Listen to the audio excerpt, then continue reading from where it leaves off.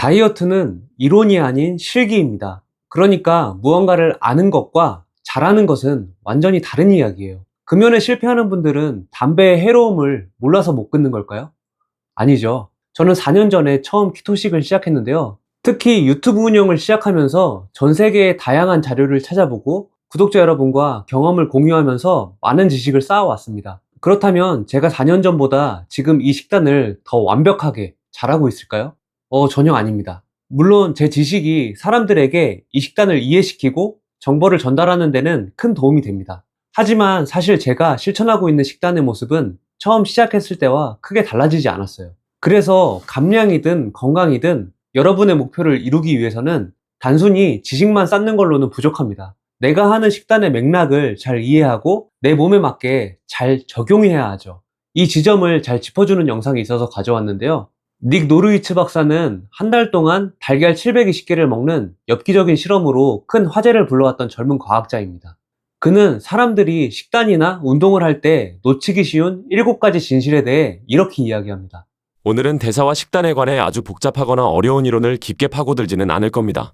대신 아주 직관적이고 어찌 보면 너무나 당연하게 느껴질 수도 있는 이야기들을 해보려고 합니다. 하지만 오늘 말씀드릴 이 7가지 진실은 의외로 자주 간과되곤 합니다. 그 결과 우리가 나누는 대화의 뉘앙스와 깊이가 사라지고 단순한 흑백 논리로 흐르기 쉽죠. 그래서 이 부분을 한번 명확하게 짚어주는 것이 의미가 있겠다고 생각했습니다. 소셜미디어에 넘쳐나는 수많은 의학 정보와 식단 정보 속에서 여러분이 조금 더 정확하고 깊은 통찰력을 가질 수 있도록 말이죠. 자, 그럼 시작해볼까요? 첫 번째로 과소평가된 진실은 바로 우리 몸의 생체 시스템은 우리가 정해놓은 기준선이나 커트라인에 전혀 신경 쓰지 않는다는 겁니다. 인간인 우리는 무언가를 분류하고 정리하는 걸 좋아합니다. 그래서 임의적인 기준선을 만들죠. 예를 들어 LMHR, 즉 마르면서 콜레스테롤이 높은 유형인가 아닌가를 따지거나 정확히 몇 시간 이상 단식해야 자가포식 효과가 나타나는가, 혹은 50칼로리 미만으로 먹으면 단식이 깨진 건 아니지 않나? 이런 질문들을 던지곤 합니다. 물론 개념을 정리하고 소통하기 위해서는 이런 범주화가 유용합니다. 그건 분명 좋은 일이죠. 하지만 정작 우리의 생리 시스템은 우리가 만든 그 숫자에 아무런 관심이 없습니다. 예를 들어 당뇨병을 진단할 때 당화혈색소 6.5%를 기준으로 삼습니다. 하지만 수치가 6.4에서 6.5로 넘어가는 그 순간에 우리 몸에서 갑자기 마법 같은 변화가 일어나는 건 아닙니다. 6.3에서 6.4로 갈 때와 별반 다르지 않은 연속적인 과정일 뿐이죠. 우리가 기준선을 만드는 건 단지 질병이 있는 사람과 없는 사람을 구분하여 관리하기 위함이지 우리 몸이 그 숫자에 맞춰서 딱딱 끊어서 작동하기 때문이 아닙니다. 생리작용은 흑과 백이 아니라 연속적인 스펙트럼이라는 사실, 이 점을 꼭 기억해 주시길 바랍니다. 왜냐하면 이 문제는 정말로 끊임없이 등장하거든요. 두 번째 진실입니다. 키토제닉 식단은 탄수화물 섭취량만으로 정의되는 것이 아닙니다. 흔히들 탄수화물을 하루 20g 이하로 먹으면 키토제닉이라고 생각하죠.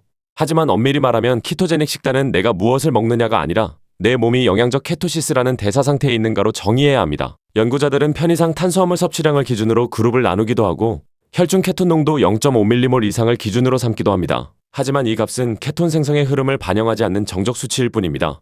이런 수치보다 더 중요한 건 내 몸이 실제로 지방을 태워 케톤을 만들고 있느냐 하는 상태 그 자체입니다. 왜냐하면 탄수화물은 사람마다 다르게 작용하기 때문입니다. 개인의 대사 능력, 활동량, 체격, 그리고 특히 근육량에 따라 그 영향이 천차만별입니다.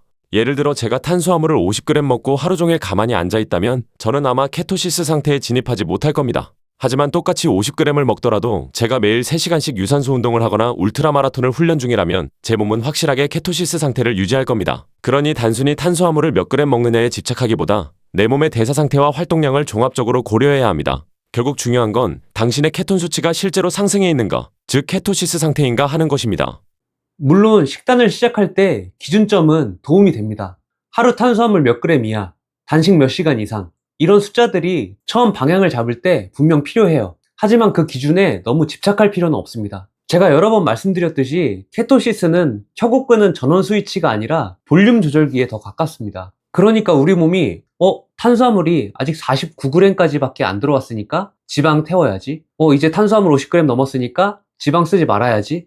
이렇게 반응하지 않는다고요. 몸은 그렇게 단순한 기계처럼 움직이지 않아요. 활동량과 근육량 외에도 수면, 성별, 나이, 호르몬 상태, 생체 리듬, 심지어 날씨까지 이 모든 것들이 복합적으로 작용해서 지금 내 몸의 대사 상태를 결정합니다. 그렇기 때문에 하나의 숫자, 하나의 규칙만 지킨다고 해서 곧바로 원하는 결과가 나오지 않는 건 어쩌면 당연한 일이에요.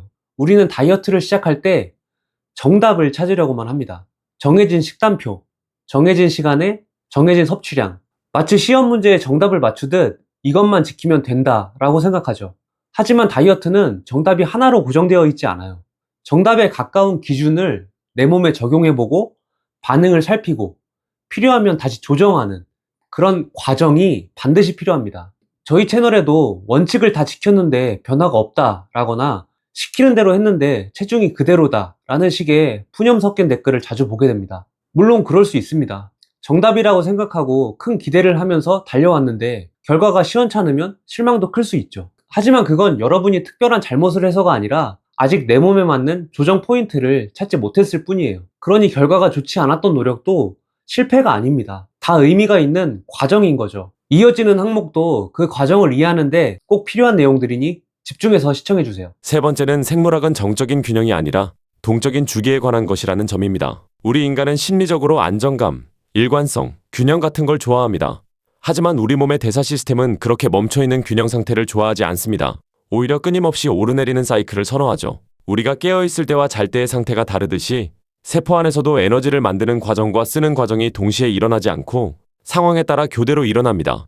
호르몬도 일정한 농도로 지속해서 나오는 게 아니라 하루를 주기로 혹은 더 짧은 주기로 리듬을 타며 분비됩니다. 뭔가를 합성하는 동화작용과 분해하는 이화작용도 마찬가지고요. 생물학에서 완벽한 균형으로 멈춰있는 상태란 거의 없습니다. 우리 몸은 계속해서 밀고 당기는 주기 속에 있다는 걸 이해해야 합니다. 네 번째 진실은 모든 인간에게 완벽하게 적용되는 단 하나의 최고의 식단이란 존재하지 않는다는 겁니다. 이 말은 누군가에게는 논란이 될 수도 있습니다. 인간이라는 종족에게 맞는 최적의 식단이 있지 않겠느냐라고 반문하실 수도 있죠. 하지만 조금만 더 깊이 들어가 볼까요? 질문을 바꿔보겠습니다. 당신은 무엇을 최적화하고 싶으신가요? 누군가는 근육을 키우는 게 목표고 누군가는 수명을 늘리는 게 목표일 수 있습니다. 목표가 다르면 최적의 식단도 달라집니다. 게다가 우리는 유전적으로 또 환경적으로 너무나 다릅니다.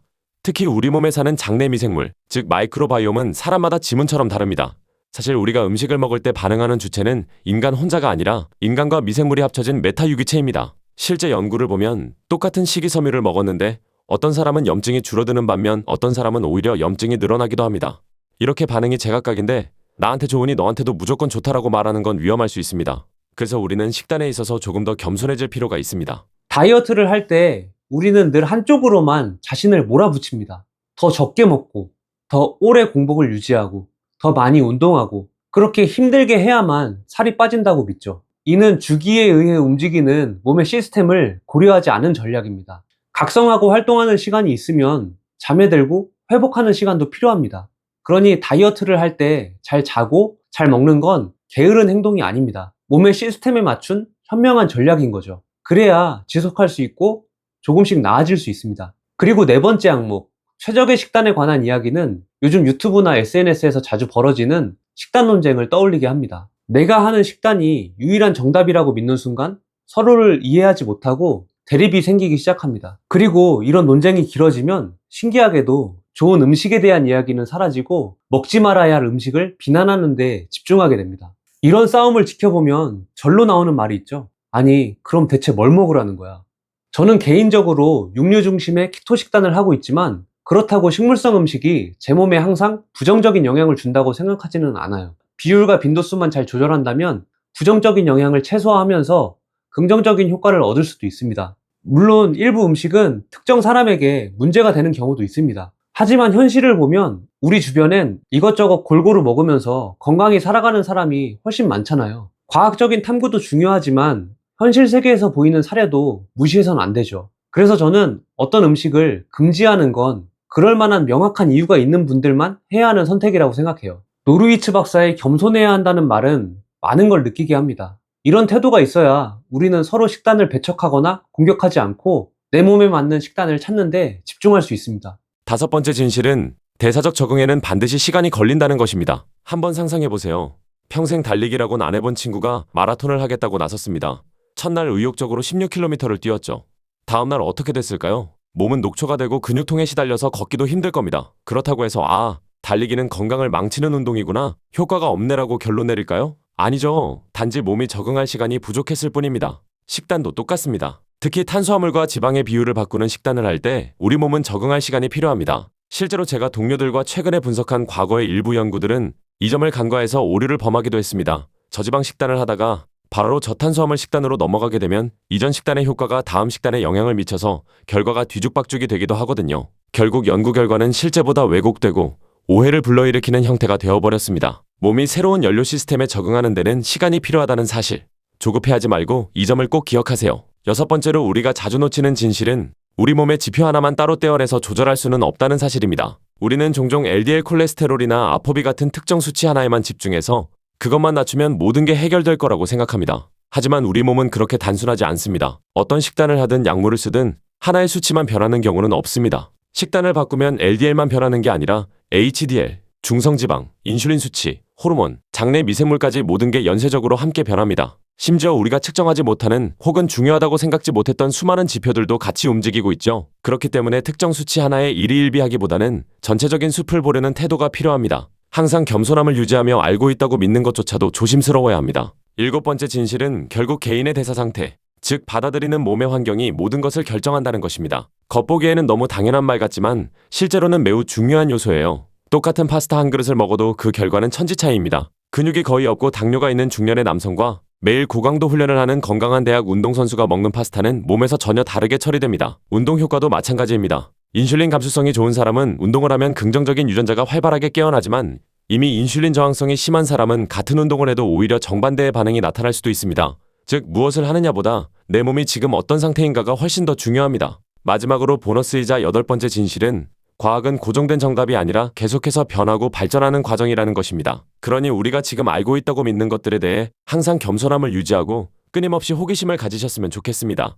오늘 이야기가 여러분의 건강한 삶에 조금이나마 도움이 되었기를 바랍니다. 감사합니다. 대사적 적응에는 시간이 필요하고 그 적응에 필요한 시간은 사람마다 다 다릅니다.